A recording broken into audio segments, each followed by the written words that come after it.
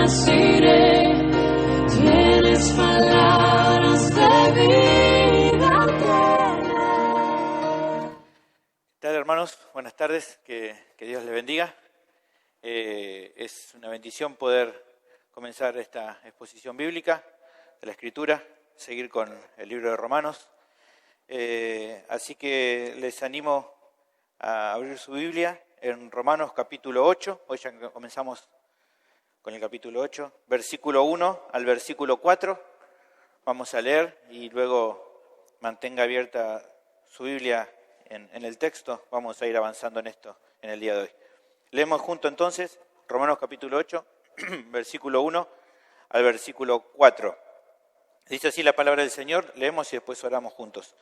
Ahora pues, ninguna condenación hay para los que están en Cristo Jesús, los que no andan conforme a la carne, sino conforme al Espíritu. Porque la ley del Espíritu de vida en Cristo Jesús me ha librado de la ley del pecado y de la muerte. Porque lo que era imposible para la ley, por cuanto era débil por la carne, Dios enviando a su Hijo en semejanza de carne de pecado, y a causa del pecado, condenó el pecado en la carne, para que la justicia de la ley se cumpliese en nosotros, que no andamos conforme a la carne, sino conforme al Espíritu. Oramos. Dios, te doy gracias por poder comenzar esta nueva exposición bíblica, en la cual necesitamos hoy escuchar tu voz, deseamos y anhelamos hoy, como cada domingo, escuchar tu palabra que habla en nuestras vidas. Te ruego que nos des entendimiento, luz para poder discernir, comprender, y luego la fe para poder creer en todo esto que vamos a ver. Te ruego tu gracia para que me pueda acompañar en todo lo que voy a exponer, que pueda hacerlo con fidelidad, con sencillez, con claridad, en el poder del Espíritu Santo, y que vos puedas ser glorificado por medio de esta exposición. Ruego todo esto en el nombre de Cristo Jesús. Amén. Bueno, el título del sermón es Vida nueva en el Espíritu, sus beneficios. Así es el título. Una de las enseñanzas que ha tenido más auge y que ha alcanzado mucho más interés en las últimas décadas, tal vez el último siglo, en las iglesias evangélicas en general, es la obra del Espíritu Santo en los cristianos.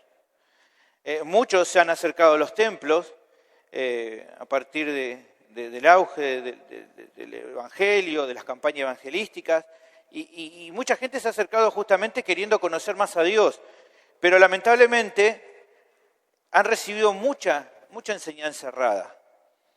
Como resultado de esto, de tantos años de enseñanza errada, se han visto, y hoy todavía se ven, un montón de manifestaciones supuestamente espirituales que son muy raras, que para nada se parece a algo impulsado por el Espíritu Santo justamente, sino que más bien se lo puede entender en su mayoría como fruto de la estimulación y de la sugestión mental y emocional de las personas. Seguramente te ha pasado de haber visto caídas, lo que algunos llaman risas santas, una cosa muy extraña, dones de lenguas con un mismo patrón vocal, mismas palabras. Incluso conocemos iglesias o congregaciones donde hasta se le enseña a las personas cómo pueden hacer para empezar a hablar en lenguas, ¿no? Le dicen repetir tal palabra muchas veces y va a lograr hablar en lenguas, ¿no? Una cosa muy rara. Supuestas ministraciones proféticas. Estos días hablaba con unos hermanos y me contaban que estaban en una congregación, una reunión, y un predicador que es supuestamente profeta le dice: a vos y a vos te digo que ustedes se van a casar, ¿no? Y estos hermanos decían: pero nosotros somos hermanos de sangre, ¿cómo nos vamos a casar? Le erró el profeta, ¿no? Bueno, cosas así muy extrañas, ¿no? Cosas sin sentido. Estos son algunos ejemplos, ¿no? De todo ese desorden sin sentido y que no es nada provechoso para las personas, no les aprovecha nada. Ahora, ¿cómo puedo estar seguro de esta conclusión de que no les sirve para nada? Bueno, al menos se me ocurren dos razones de mucho peso. La primera es que los años han demostrado que estas experiencias tal vez en ese momento pudieron cautivar temporalmente a muchas personas, pero que al final revelaron que no hubo un cambio real en su vida. No hubo un cambio real. Gente que tiempo atrás se identificaban a sí mismas como cristianas evangélicas, hoy están tan perdidas en el mundo como antes, o incluso hasta moralmente peor que antes. Otros remarcan, cuando les hablas acerca del Evangelio y que sos cristiano evangélico, te remarcan que se sienten defraudados o decepcionados con las cosas que les tocó vivir mientras iban a una iglesia. Y aquellos que todavía asisten a lugares donde se enseña este tipo de cosas, no han abandonado este tipo de congregaciones, lo hacen, siguen asistiendo, añorando seguir teniendo estas experiencias una tras otra vez, pero en su vida no se nota ningún tipo de madurez o de cambio espiritual genuino, sino solamente una religiosidad externa y particularmente lo que notas es un desconocimiento casi total de las Escrituras. Ahora, la segunda razón, y que creo que también es la más importante, de por qué todo esto no edifica a las personas, es porque todas estas experiencias y las enseñanzas que han impulsado a practicar esas cosas no tienen nada que ver con la enseñanza bíblica, no tienen ningún fundamento bíblico acerca de compararlo con lo que es realmente una vida en el Espíritu. No tiene nada que ver. Y como no se ajustan, deberían ser rechazadas por las personas. O sea, las personas que van a esos lugares y que son engañadas, en un sentido son víctimas, pero en un sentido son responsables porque deberían rechazarlas porque no tienen ningún fundamento bíblico. Porque esas cosas no agradan a Dios y no son edificantes, sino todo lo contrario. Lamentablemente la gente sigue en esos lugares, aceptan esas cosas y siguen cautivados con todas esas enseñanzas erróneas que los llevan a prácticas que no tienen nada que ver con el Espíritu Santo. Ahora, ¿qué tiene que ver esto que te estoy mencionando con el sermón de hoy? Bueno, justamente el capítulo que vamos a empezar a revisar hoy trata acerca de lo que es vivir de verdad en el Espíritu. De lo que es vivir de verdad en el Espíritu. Algunos teólogos comentan que todo el capítulo 8, o gran parte del capítulo 8, es justamente una de las secciones de la Biblia más importantes para entender acerca de la obra de la tercera persona de la Trinidad en el creyente genuino. Vas a ver como quizás en ningún otro capítulo que se habla tantas veces, tantas menciones del Espíritu Santo. Hay un montón de menciones acerca del Espíritu Santo.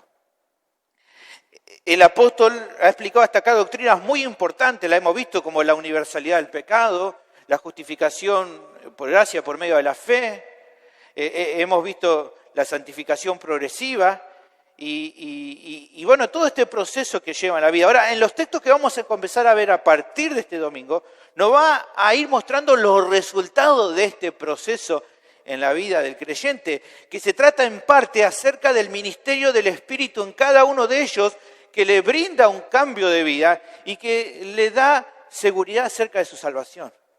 Eso vamos a ver un poco a partir de todo lo que viene en el capítulo 8. Te animo a seguirme entonces en todos estos sermones que vamos a ir viendo y en el de hoy, porque estoy seguro que va a ser de mucha edificación para tu vida ir pensando conmigo qué es realmente vivir una vida en el Espíritu. El tema del sermón de hoy, en cuanto a todo este asunto, es el siguiente. Por medio de la obra de Cristo, Dios le da a los creyentes una vida nueva en el Espíritu. Por medio de la obra de Cristo, Dios le da a los creyentes una vida nueva en el Espíritu. Ahora, de eso, la pregunta es ¿qué resultados produce? Eso es lo que justamente el pasaje nos va a responder. Por eso el título era Vida en el Espíritu, los beneficios. ¿Está bien? Los resultados. El pasaje presenta 3 beneficios de esta vida nueva en el Espíritu. En esto nos vamos a enfocar hoy. Acerca de que entonces por medio de la obra de Cristo Dios le va a dar a los creyentes una vida nueva en el Espíritu. Entonces, ¿cuáles son los resultados, los beneficios de esta vida nueva? El primero de los beneficios lo tenemos en el versículo 1. Los creyentes viven una vida nueva en el Espíritu en la cual ya no están bajo la condenación del pecado. Eso lo vemos en el versículo 1. Los creyentes viven una vida nueva en el Espíritu, la cual, como resultado, ya no está bajo la condenación del pecado. El pasaje comienza haciendo una afirmación que es concluyente a partir de todo lo visto anteriormente. Dice, versículo 1, ahora pues ninguna condenación hay para los que están en Cristo Jesús, los que no andan conforme a la carne, sino conforme al Espíritu. Como arranca el texto, ayuda a aclarar que lo que va a presentarse es una conclusión. Fíjense cómo arranca. ¿Qué dice? Ahora pues, por lo tanto, o a partir de esto, serían, ¿no?, la forma, ¿no? A partir de todo lo visto, entonces llegamos a esto, podríamos decir que quiere dar este ahora pues. Ahora, a partir de lo visto, a partir de lo que hemos observado, vamos a llegar a esta conclusión. ¿Pero a qué se refiere con a partir de lo visto? ¿Qué es lo visto? ¿A qué se refiere? ¿Se refiere a lo último que dijo en el capítulo 7? Bueno, yo creo que en este caso, a partir del desarrollo que él hace en el texto, creo que la alusión no es solamente a lo último que terminó de ver en el capítulo 7, sino justamente que es como una conclusión que se llega a partir de todo lo que viene mencionando, a partir de toda la exposición que él viene haciendo. Es una alusión a los diferentes aspectos del evangelio que justamente el apóstol Pablo predicaba. El evangelio que él, como asegura en Romanos 1:15, dice: así que en cuanto a mí pronto estoy anunciando el evangelio también a vosotros que estáis en Roma. O sea, era parte del evangelio que él, cuando estuviera con ellos, le iba a explicar. Bueno, a partir de los diferentes aspectos del evangelio, él entonces va a llegar a esta conclusión que va a dar acá. Ahora, ¿cuáles serán estos diferentes aspectos que él había estado explicando? Podemos hacer un repaso, ¿no? Creo que está bueno. Si tenés la Biblia ahí, podés seguir un poquito conmigo a la lectura.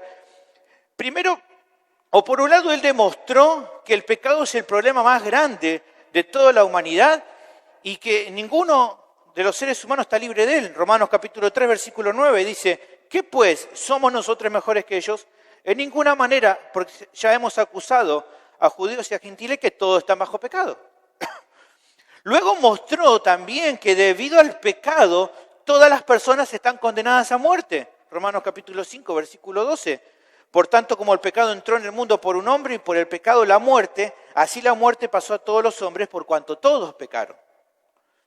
También aclaró y mostró que en su enseñanza que el pecador no puede lograr librarse a sí mismo de este problema, ya que él se revela de una o de otra manera a la ley de Dios y por eso las obras personales, las obras de obediencia a la ley no son suficientes para solucionar este problema. Lo dijo en Romanos 3:20, ya que por las obras de la ley ninguno ser humano será justificado delante de él, porque por medio de la ley es el conocimiento del pecado. Por eso, en un momento en Romanos 3:23 él aclara y dice que a ninguno le da, ninguno alcanza la justicia perfecta que se necesita para estar en paz con Dios. ¿Se acuerdan? Todos pecaron y están destituidos de la gloria de Dios. No nos alcanza para cubrir, para llegar al estándar que Dios requiere. Y entonces, a partir de contarnos esta mala noticia, que luego pasa a explicar la buena noticia del Evangelio, que por medio de la fe en Jesús hay perdón de pecados y libertad de toda culpa y cargo. Y que eso no se logra por medio de cualquier esfuerzo humano, de ningún esfuerzo humano, sino que es un regalo de gracia a partir de la obra de Cristo. Romanos capítulo 4, versículo 16, por tanto es por fe para que sea por gracia. Y luego en capítulo 5, versículo 1 dice: justificados pues por la fe tenemos paz para con Dios por medio de nuestro Señor Jesucristo. Cristo vino al mundo para ser el representante de todos los que ponen su confianza en su obra en la cruz. Y es por medio solo de la fe, eso lo explicó también Pablo, que Dios pone a nuestra cuenta la justicia perfecta del Hijo para que entonces Dios sea el justo y el que justifica al que es de la fe en Jesús. Eso también lo vimos en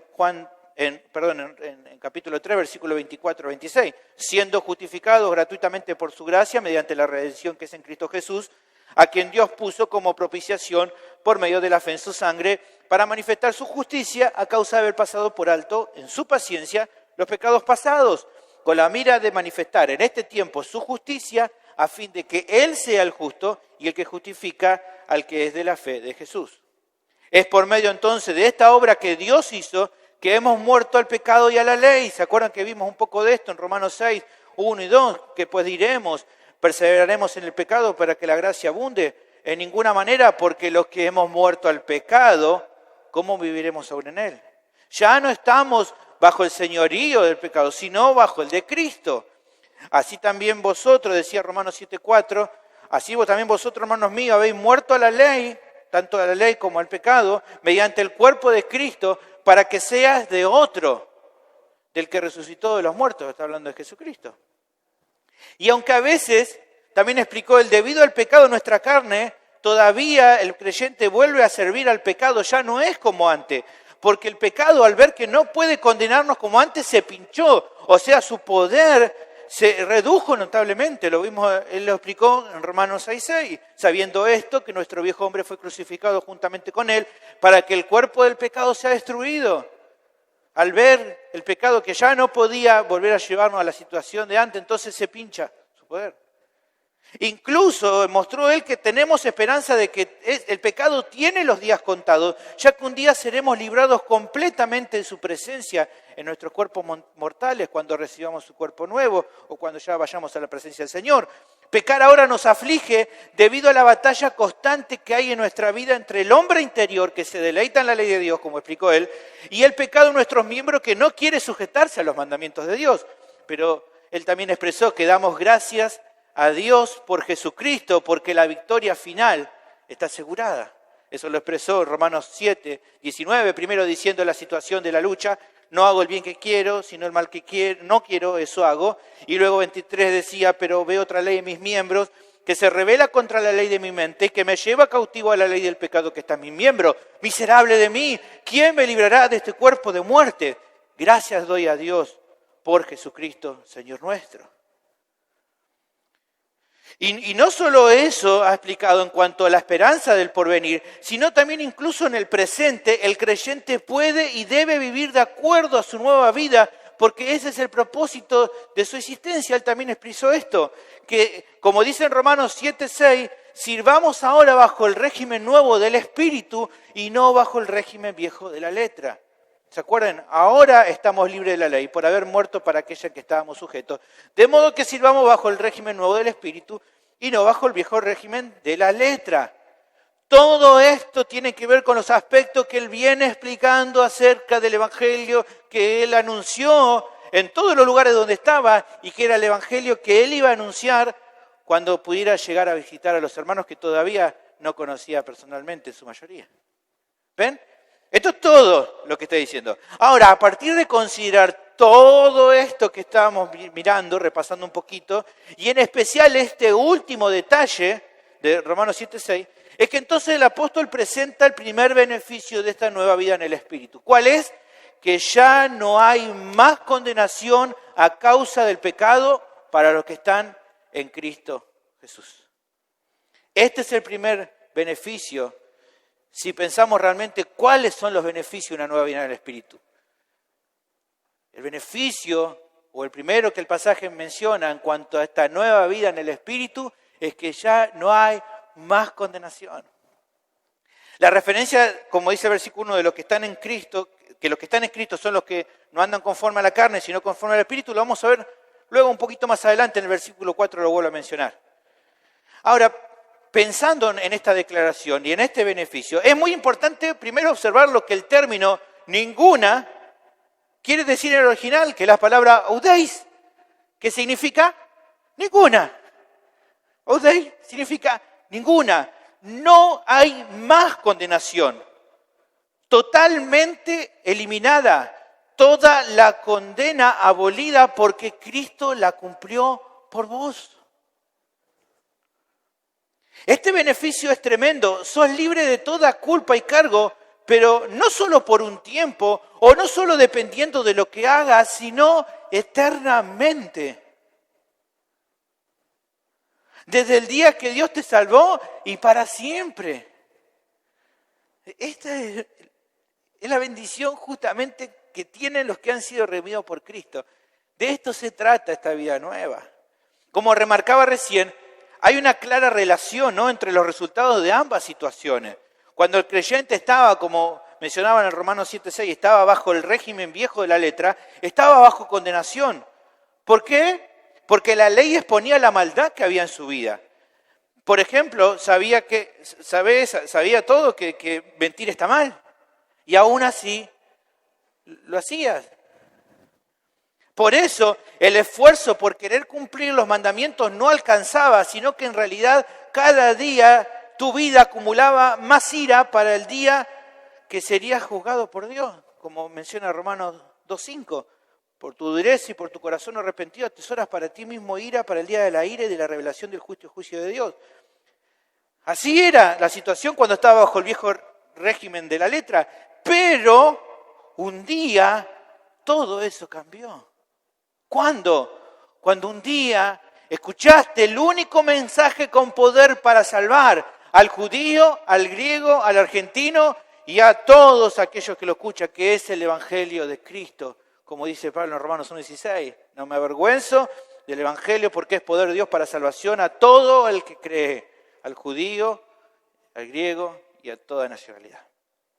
Y al entender este mensaje que escuchaste y creerlo, recibiste el perdón completo, el creyente recibió el perdón completo. Desde ese momento pasó a vivir una vida nueva en el Espíritu, bajo el régimen del Espíritu, con un resultado completamente diferente al anterior.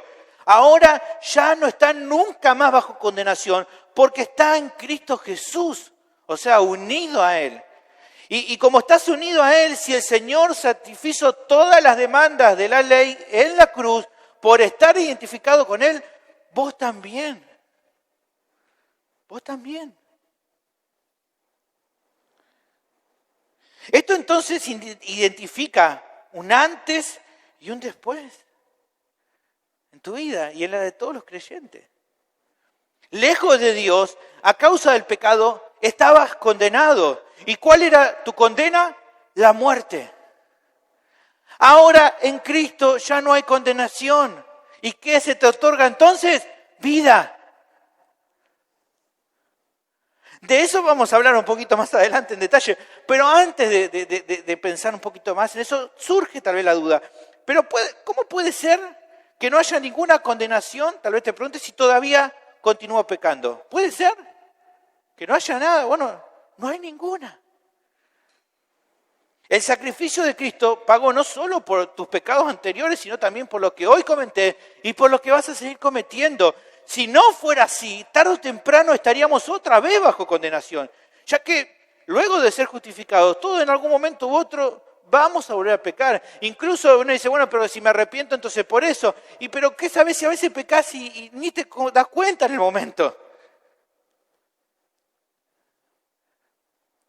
Y aparte porque el texto es firme, es claro. ¿Qué dice aquí nuestro texto? Dice así, no hay ninguna condenación por ahora. No dice eso.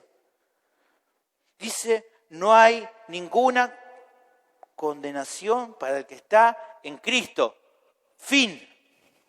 Se acabó.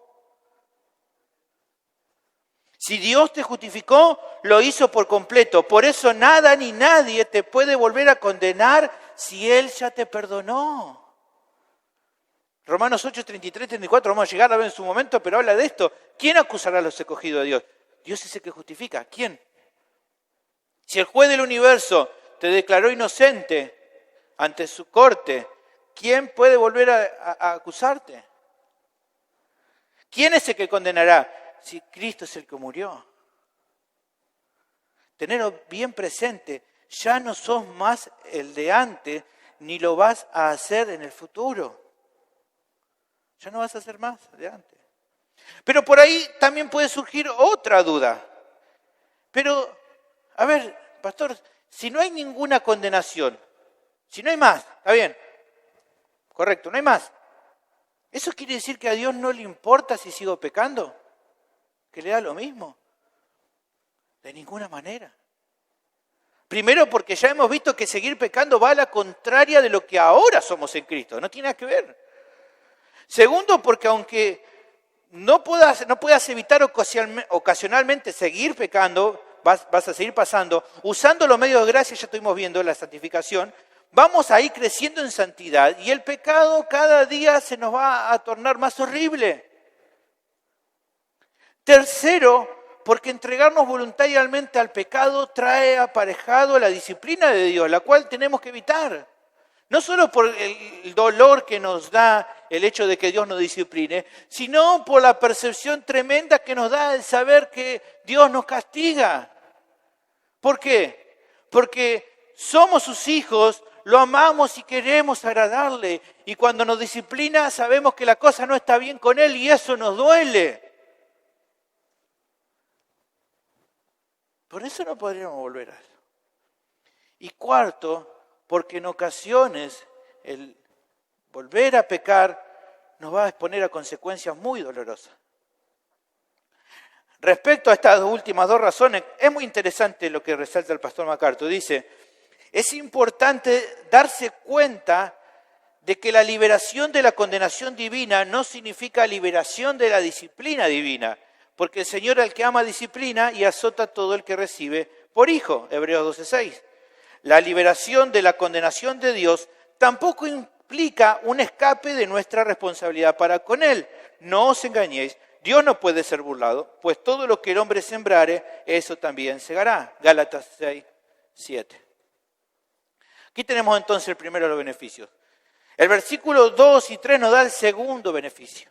Los creyentes viven una vida nueva en el Espíritu, en la cual han sido librados de la esclavitud, del pecado y de la muerte. El pasaje prosigue explicando con más detalle cuál es la obra que Dios ha hecho en nuestras vidas desde el día que te salvó. Dice, versículo 2, lee conmigo, dice, porque la ley del Espíritu de vida en Cristo Jesús me ha librado de la ley del pecado y de la muerte. En esta sección, en la sección anterior se mencionó que no hay ninguna condenación para los que están en Cristo Jesús. Lo que se hace ahora es presentar lo que pasó en la vida del pecador cuando creyó en Jesús. Por medio de Cristo, dice aquí nuestro texto, la ley del Espíritu de vida libró al creyente de la ley del pecado y de la muerte. Ahora, la duda que puede surgir es, ¿y qué significa eso? ¿Qué está queriendo decir ahí con que la ley del Espíritu de vida me ha librado de la ley del pecado y de la muerte?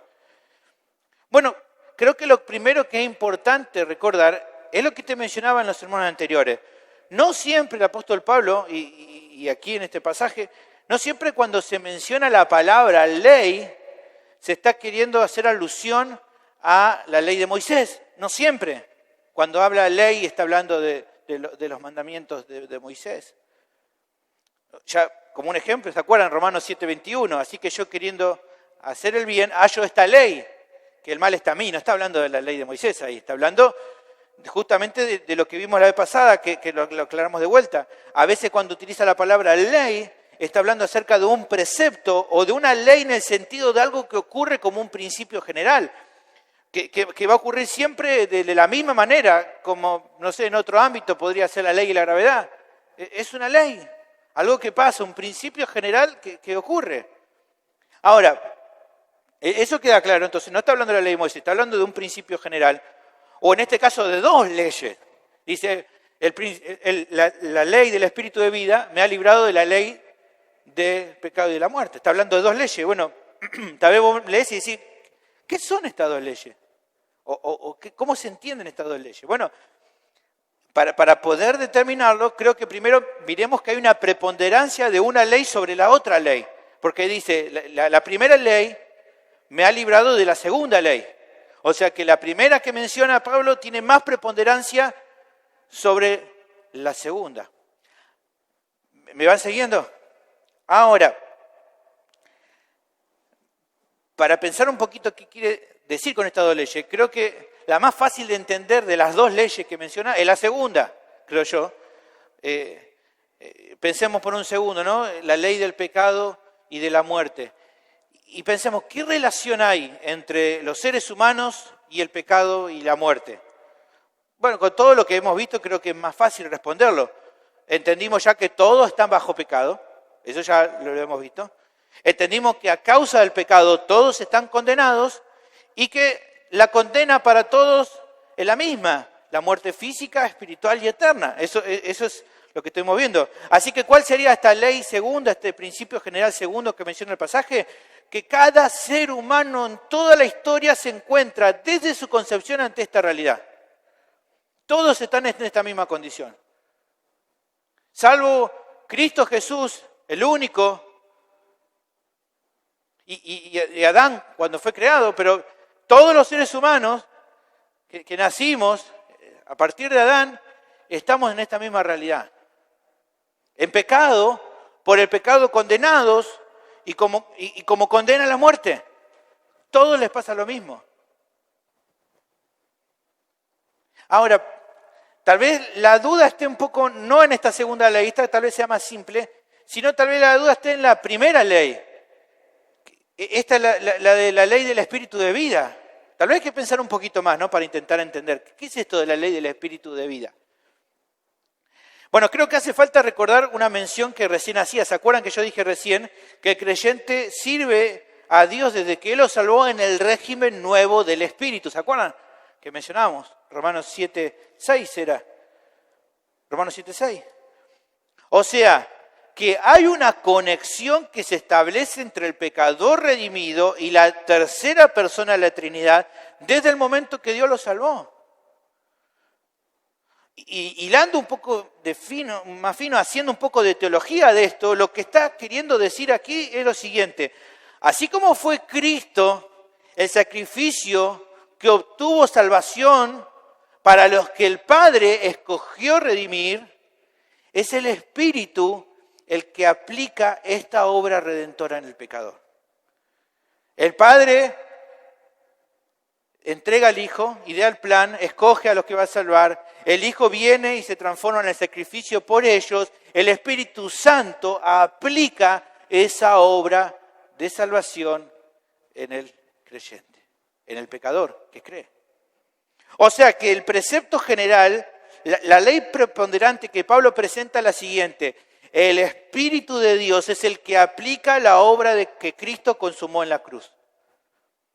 Ahora, ¿cuál es esa obra que aplica? Da vida a aquellos que están en Cristo al liberarlo de la ley del pecado y de la muerte. Eso es lo que hace. Un comentarista explica al respecto. Cuando Jesús explicó el camino de salvación a Nicodemo, él dijo, el que no naciere del agua y del Espíritu no puede entrar en el reino de Dios. Juan 3:5. Dios nos salvó no por obra de justicia que nosotros hubiéramos hecho, explica Pablo, sino por su misericordia, por el lavamiento de la regeneración y por la renovación en el Espíritu Santo, el cual derramó en nosotros abundantemente por Jesucristo nuestro Salvador. Tito 3:5. El Espíritu Santo es quien imparte y llena de poder la vida espiritual en la persona que deposita su confianza en Cristo Jesús. Pablo no podía estar hablando de otro espíritu aparte del Espíritu Santo, porque únicamente el Espíritu Santo puede traer vida espiritual a un corazón que está muerto espiritualmente.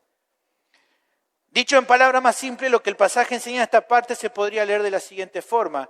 Es por medio de la obra de Cristo que cada pecador que cree, que a cada pecador que cree, le ocurre la misma ley general. ¿Cuál?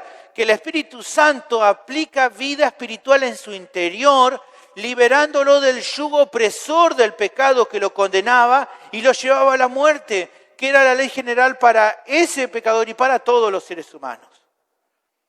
Eso es lo que está queriendo decir acá.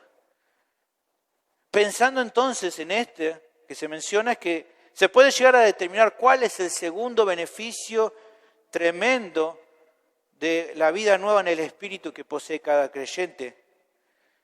Que no solo ya no hay condenación para su vida, sino que también ya no está más bajo la esclavitud del pecado y de la muerte.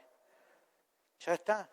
Ya no son ni serán nunca más tus amos. Nunca más como antes. Esta vida es realmente nueva, mirá, y quisiera ilustrártela así.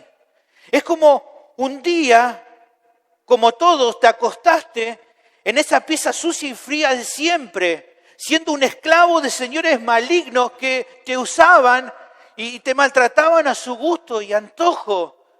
Pero una mañana te levantaste y te diste cuenta de que estabas en el palacio del rey más grande de todos los tiempos. Tu amo nuevo ahora te adoptó como parte de su familia y te dice que te ama tanto que jamás nadie te va a poder arrebatar de su mano porque pagó tu vida con la suya propia. O como también lo dice una canción muy hermosa que siempre me encanta recordar, he despertado en el redil, no sé cómo, entre algodones y cuidados del pastor. Y antes de poder hablar de mi pasado, me atraviesan sus palabras y su voz, que se alegra tanto de que haya vuelto a casa, que no piense, que descanse, que no pasa nada. Y dormido en su regazo lo he sabido, tengo vida, tengo dueño y soy querido. Esto ilustra un poco lo que es, un poco nomás, lo que es la vida nueva en el Espíritu para el cristiano. Él fue rescatado de la servidumbre del Señor más horrible para ser esclavo del amo más tierno y amable que nunca jamás existirá. ¡Qué beneficio tremendo! ¡Qué beneficio! Ahora, esta sección prosigue hablando acerca de cómo fue que Dios pudo librarte de la esclavitud del pecado y de la muerte y darte vida por medio del Espíritu. Versículo 3 dice, porque lo que era imposible para la ley, por cuanto era débil por la carne, Dios, enviando a su Hijo en semejanza de carne de pecado y a causa del pecado, condenó al pecado en la carne. ¿Qué es lo que está diciendo aquí el apóstol? ¿Cuál es la clave para ver que Dios haya hecho esto? La clave para darte libertad está en el medio, que no fue su ley, sino su propio Hijo. ¿Por qué la ley no fue el medio? Porque era imposible por ella misma poder salvarnos. La idea de imposible en original es adúnatos, es sin poder, sin la capacidad de, en este caso, de librarnos de la esclavitud del pecado y la muerte. A ver, ojo, la ley es buena porque nos muestra el carácter de Dios y su voluntad. Remarca cómo un creyente debe relacionarse con Él, pero no tiene el poder de liberarnos de la esclavitud. ¿Por qué no tiene el poder? Porque como dice el texto, es débil para ese propósito. ¿Por qué? A causa de nuestra carne, o sea, de la naturaleza humana caída. Es débil a causa de nuestra carne. Como el ser humano desde su concepción está contaminado por el pecado, no puede obedecer los mandamientos de Dios, aunque esos mandamientos sean buenos y sean para nuestro bien. Por lo tanto, produce muerte y esclavitud para toda la humanidad. O sea, para hacerlo más sencillo, la ley de Dios es perfecta, es buena, pero nosotros no. Por eso no puede salvarnos. Pero también el pasaje remarca algo impresionante, que es la base del mensaje del Evangelio que Pablo y toda la iglesia predica. Lo que la ley no pudo hacer es lo que Dios hizo por el pecador. Mira, me gusta más como lo dice la versión de las Américas. Dice, pues lo que la ley no pudo hacer, ya que era débil por causa de la carne, Dios lo hizo. Enviando su propio Hijo en semejanza de carne de pecado y como ofrenda por el pecado, condenó al pecado en la carne. Envió, dice la palabra, esto es lo que Dios hizo, envió a su Hijo en semejanza de carne de pecado. O sea, que la segunda persona de la Trinidad tomó forma de hombre, siendo en todo semejante a nosotros, para poder ser el representante de los pecadores, un representante nuevo para los pecadores. Como dice Romanos 5:15, el don no fue como la transgresión, porque si por la transgresión de aquel uno, está hablando de Adán, murieron los muchos, abundaron mucho más para los muchos la gracia y el don por la gracia de un hombre, de un representante, de un hombre de carne y hueso. ¿Quién? Jesucristo, hombre. Dios se encarnó y se hizo igual que nosotros para poder ser nuestro representante. Pero no solo dice esto Pablo, hecho semejanza en nosotros, sino también lo envió Dios a su Hijo a causa del pecado. O sea que Dios le plació ofrecer a su Hijo como ofrenda sustitutiva por el pecado de todos aquellos que escogió salvar. Como dice Hebreos capítulo 10, versículo 10, en esta voluntad somos santificados mediante la ofrenda del cuerpo de Jesucristo, hecha una vez para siempre. O sea que Cristo es tanto el representante de todas las nuevas criaturas como el sacrificio que propició esa obra redentora en todo aquel que cree en Él. Cristo fue como uno de nosotros, sufriendo tentaciones similares a las nuestras, pero con una salvedad muy grande: Él nunca pecó. Hebreos 4:15 dice: no tenemos un sumo sacerdote que no pueda compadecerse de nuestras debilidades, sino uno que fue tentado en todo, según nuestra semejanza, pero sin pecado. Por eso es que siendo hombre perfecto, es que puede ser tanto nuestro representante como la ofrenda última por el pecado. Puede ser ambas cosas. ¿Y qué logró con esto? ¿Qué logró con esto? ¿Qué dice nuestro texto? Que condenó al pecado en la carne. O sea, nos libertó del problema más grande que teníamos, que es el pecado. Como vimos en lo anterior, ya el pecado no nos puede volver a condenar como antes, pero tampoco puede volver a ponernos bajo su señorío como antes. Y este beneficio es para todos los que viven en el Espíritu, o sea, para todos los creyentes genuinos. ¿Te pusiste a pensar por un segundo en este beneficio real de esta vida nueva en el Espíritu? No tenés más al pecado y a la muerte como tus señores. Tenés que dar gloria a Dios por Jesucristo. Y tenés que pensar que este mensaje del Evangelio que estamos viendo es el que debe sostener tu vida, en el que debes meditar diariamente para crecer. Porque este es el beneficio más grande.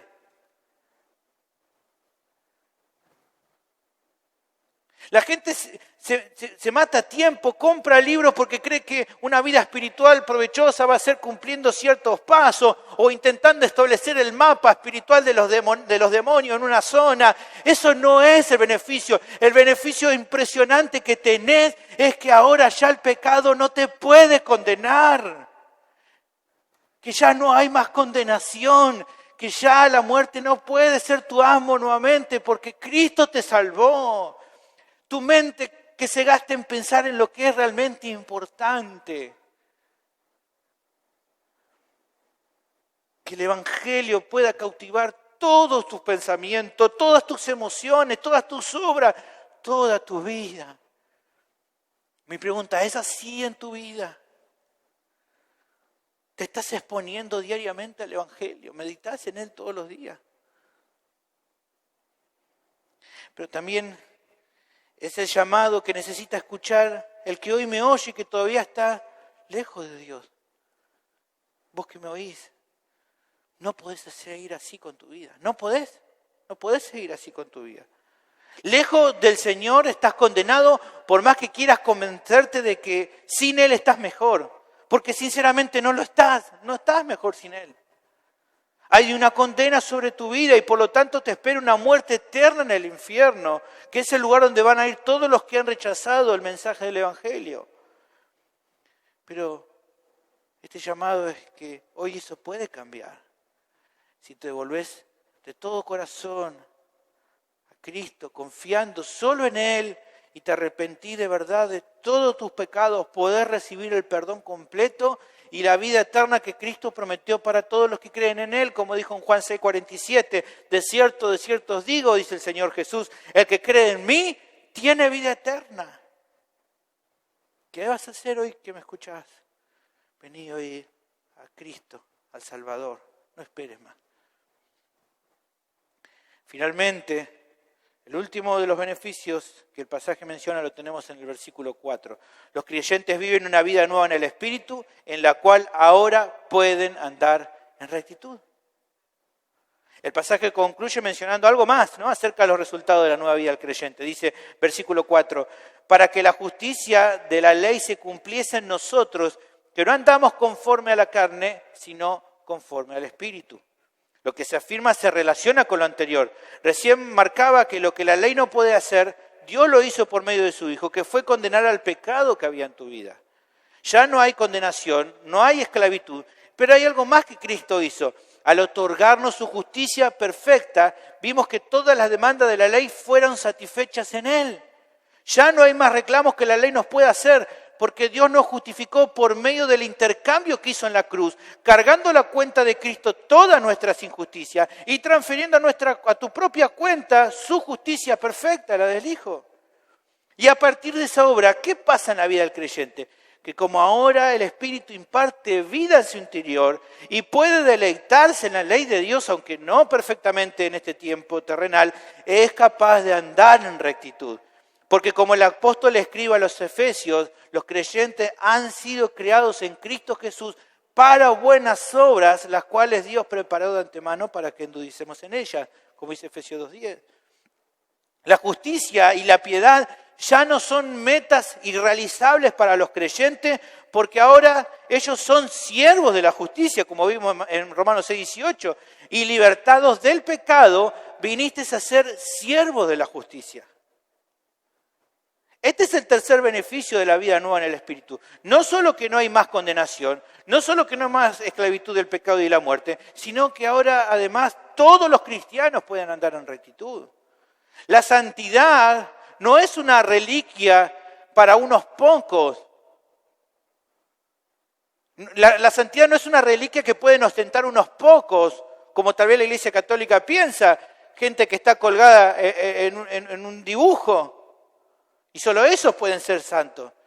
Hermanos, la santidad es una ropa que todos los creyentes pueden vestir diariamente. Todos los creyentes. ¿Por qué? Porque como remarca el texto, cada pecador que fue salvado por Dios no anda conforme a la carne, sino conforme al Espíritu.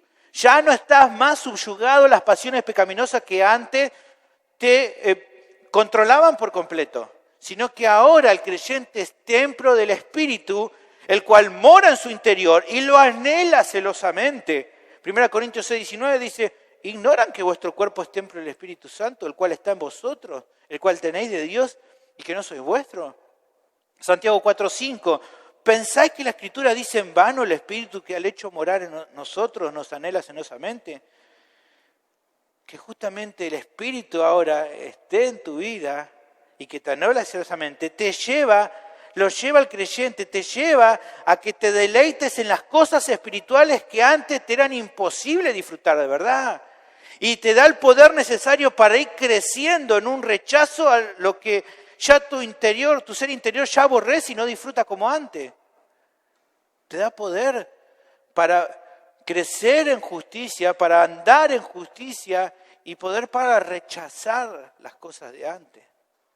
Porque ahora hay una nueva inclinación hacia la justicia.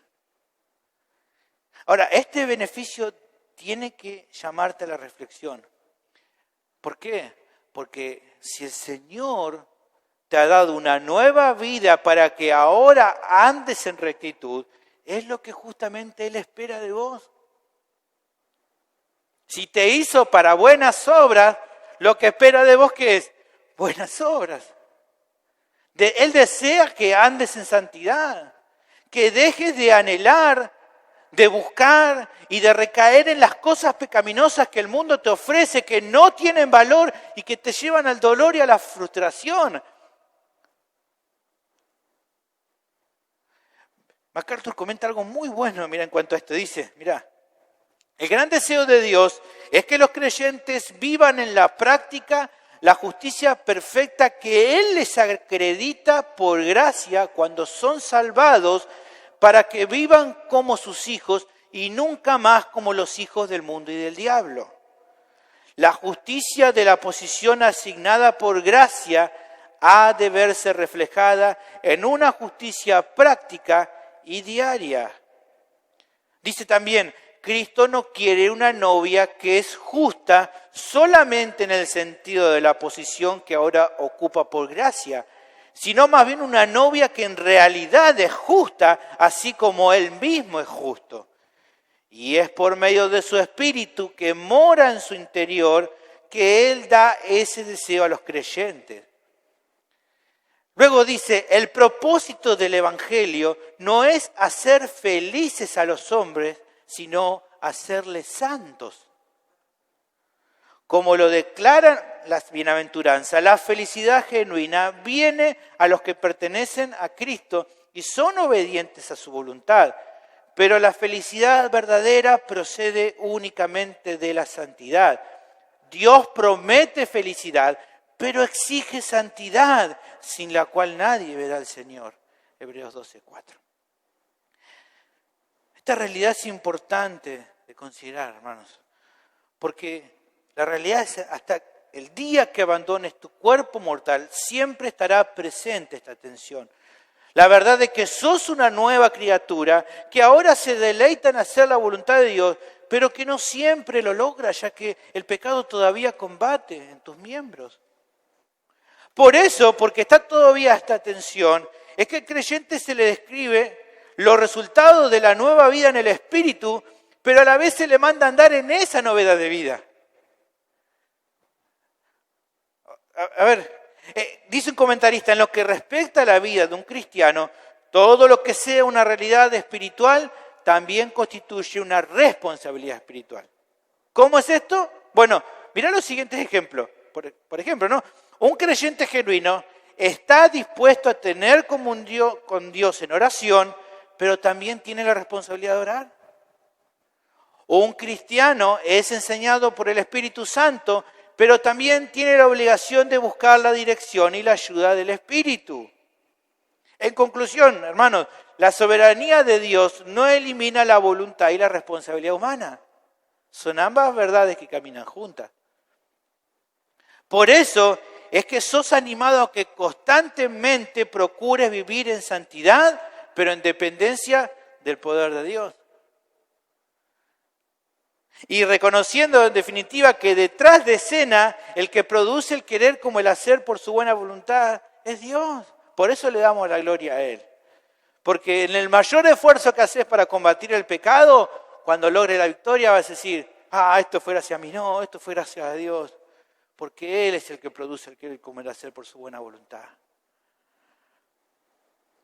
En Filipenses 2, 12 y 13 aclara esto muy claro. Dice, por tanto, amados míos, como siempre habéis obedecido, no con mi presencia solamente, sino mucho ahora más en mi ausencia, ocupados en vuestra salvación, con temor y temblor.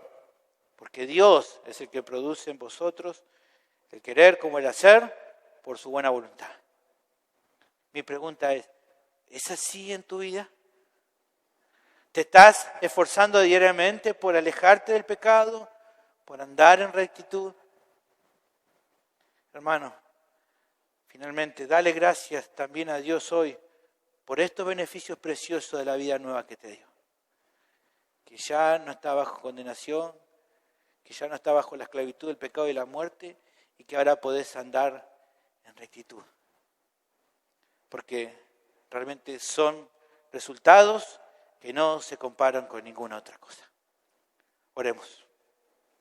Dios, te doy gracias por poder exponer tu palabra, que pueda ser de edificación para mis hermanos, que puede llevarlo a la reflexión en sus vidas, que nos llevan a agradecerte, a tener gratitud por lo que has hecho con nosotros y que nos lleven a vivir vidas que muestren este cambio, Señor.